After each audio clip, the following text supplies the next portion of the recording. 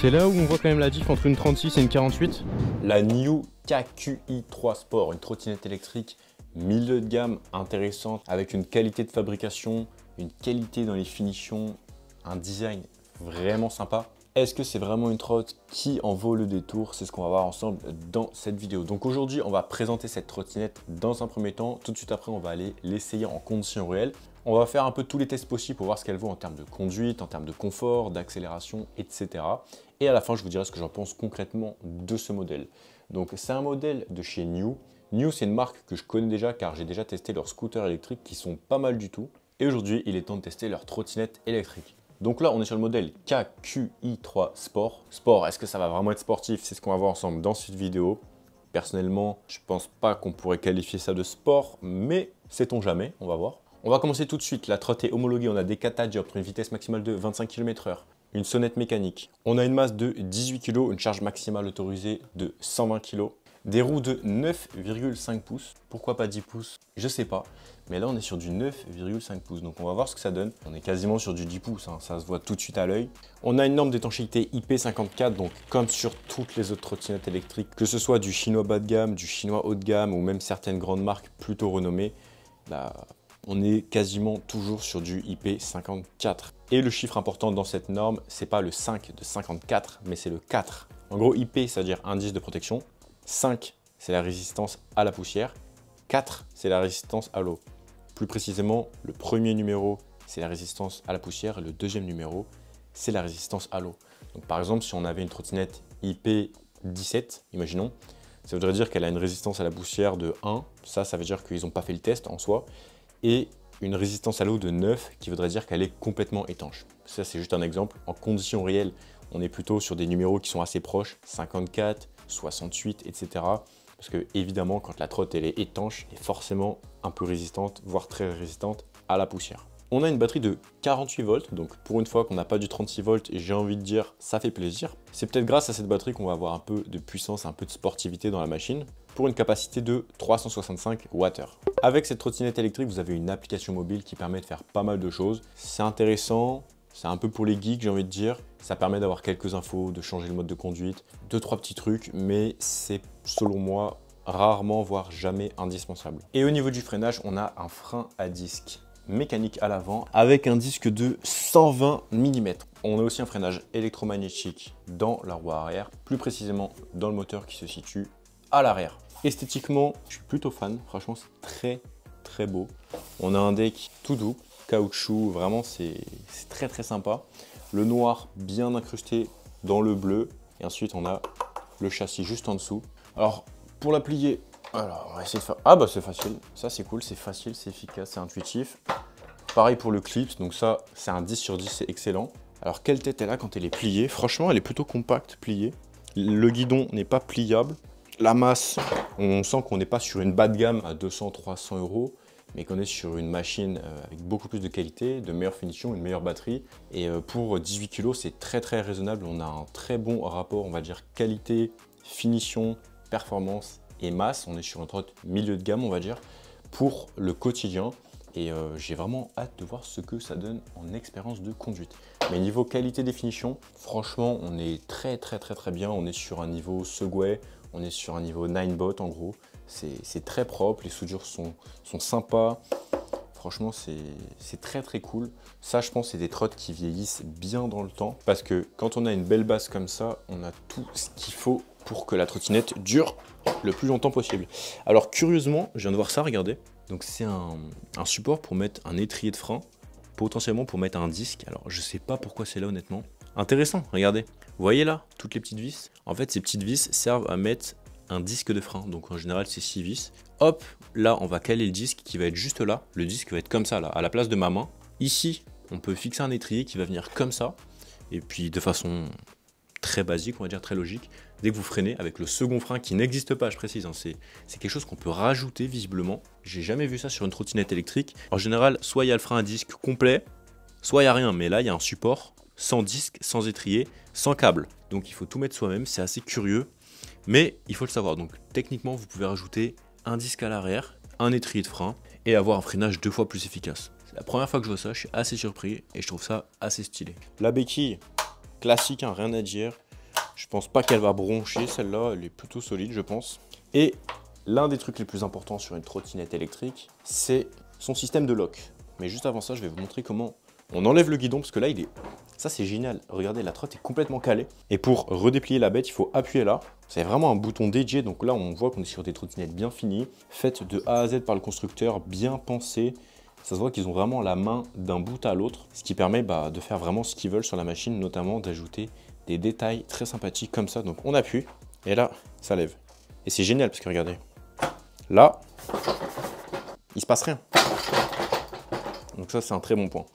Vous êtes obligé d'appuyer là, et hop, ça s'ouvre tout seul. Donc ça, c'est un excellent point que je tiens à souligner. On a un phare à l'avant bien rond, un catadioptre ici, des catadioptres de part et d'autre du guidon, sur la partie haute, donc ça c'est cool. On en a aussi bien sûr des catadioptres à l'arrière et à l'avant, au niveau des roues. Donc ça c'est les réglementations et je trouve que c'est très bien. Ça permet d'augmenter la visibilité. Ici on a le port de charge qui se referme avec ressort, donc en automatique. Ça c'est très cool, c'est des petits détails, hein, mais c'est vraiment ça qui fait la différence. Pour moi, esthétiquement, c'est clairement un sans faute. Je la trouve extrêmement jolie. Le bleu ici, là, même elle est douce, elle est lisse, elle est vraiment quali, elle est super bien fini, je trouve. Comme d'habitude, je vous mettrai le lien en description si vous voulez commander cette trottinette électrique. Et si vous êtes à la recherche d'une trottinette électrique, téléchargez la liste des meilleures trottinettes électriques que j'ai testées dans la description, c'est gratuit. Et vous pouvez aussi trouver tous les codes promo, tous les liens sont en description. Si vous voulez acheter une trottinette électrique le moins cher possible, regardez les 3 premiers liens en description, vous avez le lien de la trottinette, le lien qui va vous montrer la liste des trottinettes électriques que j'ai préféré tester sur ma chaîne YouTube, j'en ai testé vraiment beaucoup, et le lien vers la page qui répertorie tous les codes promo que je tiens bien sûr à jour. Donc n'hésitez pas à regarder les meilleurs promos du moment. Bien sûr, cette trottinette, c'est une trottinette de ville, on a des pneus route, hein. On n'est pas sur une trottinette bimoteur, on est sur une 48 volts quand même, on n'est pas sur une 36, donc c'est déjà positif je trouve. Mais c'est pas avec ça qu'on va faire du sport, c'est pas avec ça qu'on va aller dans la forêt, c'est pas avec ça qu'on va se faire peur. On est d'accord, ça c'est une trottinette pour monsieur et madame tout le monde, ou même pour vous si vous voulez tout simplement vous déplacer d'un point A à un point B de façon fluide et efficace. Ça c'est une trottinette du quotidien et pas une trottinette pour faire du sport, même si dans son nom il y a le mot sport. C'est plus du marketing qu'une réalité. Si vous voulez des trottinettes vraiment pour faire du sport, pour faire du tout-terrain, en bimoteur comme des bourrins, vous avez pas mal d'options que je présente sur ma chaîne YouTube. Je vous ai fait une vidéo top 5 des meilleures trottinettes électriques off-road à moins de 1500 €. Je vous mettrai le lien là-haut et en description. C'est une super vidéo, je trouve. Comme ça, vous comprenez la base du off-road et vous avez 5 recommandations pour commencer le off-road à moins de 1500 €. Bref, assez parlé. Cette trotte, elle me plaît bien pour le quotidien. Elle a l'air super intéressante. Mais est-ce qu'elle est vraiment bien à conduire? Très honnêtement, à ce stade de la vidéo, j'en ai aucune fichue idée. Parfois, j'ai eu des belles surprises, parfois j'ai eu des mauvaises surprises en conduisant une trottinette électrique. Donc, restez bien jusqu'à la fin de la vidéo. Il est temps de l'essayer en conditions réelles. Et si la vidéo vous plaît, pensez à liker et à vous abonner. Ça me soutient énormément, donc merci à tous ceux qui le feront. Ok, alors début du test de la NIO. Premier point, confort grâce au repose-pied. Je mets le pied dessus là. Test de freinage d'urgence. Le freinage est très bien. On lâche une main, franchement je suis stable dessus. Alors sachez-le, il y a une fonctionnalité chelou sur cette trottinette. C'est qu'elle est bridée à 15 km/h pendant les 200 premiers mètres. Donc si vous êtes bridé à 15 km/h au début, c'est normal. Vous allez rouler à 15 km/h. Et après au bout de 200 mètres, vous pouvez rouler jusqu'à 25 km/h. Vous allez entendre un bip et ça va débrider la machine entre guillemets jusqu'à 25. C'est pour apprendre à en faire tranquillement. C'est plutôt une bonne idée, mais bon, pour les bourrins comme moi qui en ont rien à branler, c'est un peu surprenant parce que j'ai essayé de la débrider pendant 15 minutes et puis j'ai trouvé la solution, tout simplement rouler pendant 200 mètres à 15 km/h. Tout simplement. La trotte est cool, hein. La trotte est cool, on sent le 48 volts, petite puissance. Mais ça fonctionne, hein. Ça fonctionne très bien pour une petite trottinette électrique. Je valide la trotte, franchement elle est cool. Le frein moteur je l'ai réglé au maximum, donc je suis même pas obligé de freiner. Ça c'est super. Très pratique ce frein moteur quand il est réglé au max. Comme ça dans les tournants j'ai juste à décélérer et ça va venir freiner de façon fluide. Fluide mais efficace, hein. C'est un vrai frein entre guillemets. Au niveau de l'espace sur la trotte on est good. C'est pas la trotte la plus longue que j'ai testée, loin de là, mais on est dans la moyenne. Alors vous avez la possibilité d'activer ou non le kickstart directement dans l'application. C'est très sympa. Niveau position des pieds on peut se mettre en mode les deux pieds comme ça. Ou alors mettre un pied sur le repose-pied. C'est pas mal, ça permet d'avoir plusieurs positions de conduite. Bon ça c'est pas une trotte avec laquelle on va kiffer prendre les dodanes, hein, clairement. On les esquive autant que possible. Parce qu'on n'a pas de suspension. Donc c'est vraiment pas très agréable. Le freinage est très cool, hein. Il est agressif. Pour faire un peu d'herbe, ça roule. C'est pas très agréable, hein, mais sur quelques mètres, ça le fait tranquille. Quelques centaines de mètres, ça le fait.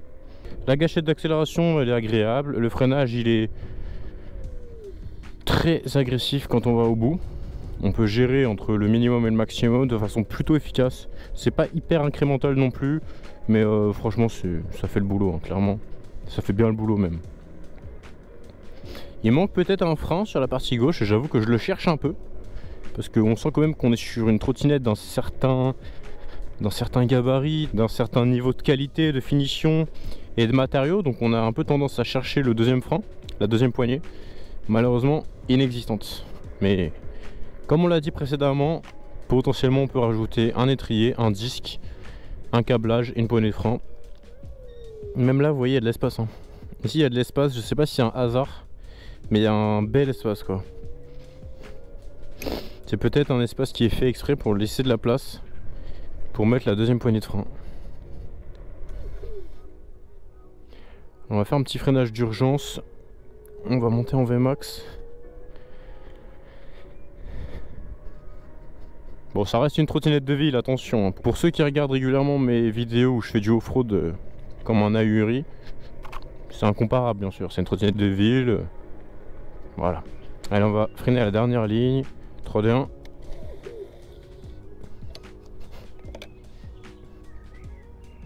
Ça nous fait 1, 2, allez 3,50 m de freinage entre 25 km/h et 0 km/h avec une masse de 82 kg sur la trottinette électrique.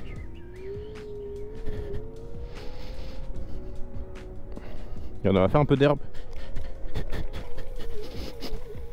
Là c'est du chemin on va dire, du jardin. C'est là où on voit quand même la diff entre une 36 et une 48 volts. Parce que là la 36 ça fait longtemps qu'elle se serait arrêtée. Je pousse un petit coup.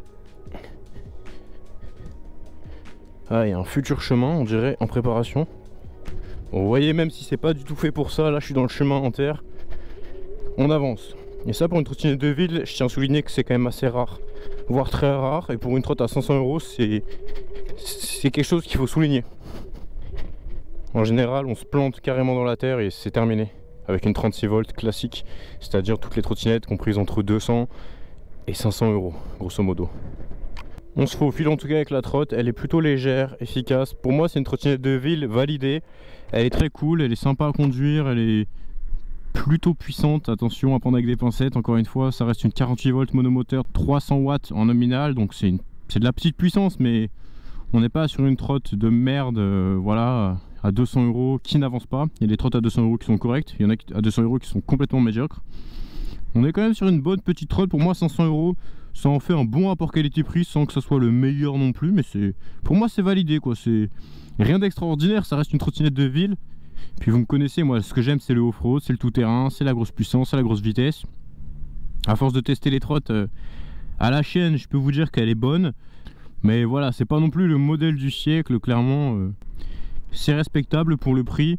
À ce prix-là, je pense que c'est une bonne affaire. Si vous voulez une trottinette dans les 500 €, moi je vous conseille la Aovo X9 Plus. Elle est plus ou moins équivalente à celle-ci, mais elle n'a pas d'application. Et si vous voulez une trottinette un peu plus connectée dans les 500 € qui fait bien le boulot pour se déplacer, je vous conseillerais plutôt celle-ci, qui est très bien, franchement elle est très correcte. Comme d'habitude, si cette trottinette vous intéresse, vous trouverez le lien en description pour la commander. Et si vous êtes intéressé par les trottinettes électriques, vous trouverez la liste des meilleures trottinettes électriques du marché dans la description de cette vidéo, ainsi que tous les codes promo. Je vous laisse aller checker. Si vous cherchez une trottinette électrique, ça va vous plaire. J'espère que cette vidéo de présentation vous aura plu. Au global, je mettrai la note de 7,5 sur 10. Elle fait bien le boulot, elle est très cool, elle n'a pas de défaut majeur, elle est jolie, elle est bien finie, elle est cool. Mais niveau puissance, elle est normale quoi, donc c'est pas le coup de cœur absolu. En même temps, pour le prix, c'est tout à fait normal. Donc si vous voulez vous acheter une petite trotte pas trop chère pour le quotidien, mais un peu plus premium que celle à 200 € et avec de meilleures performances en termes d'accélération et de freinage, je peux vous conseiller celle-ci qui fait bien le boulot. J'espère que la vidéo vous a plu, on se dit à tout de suite dans la prochaine vidéo, et pour les autres, à demain, c'était After, bye bye.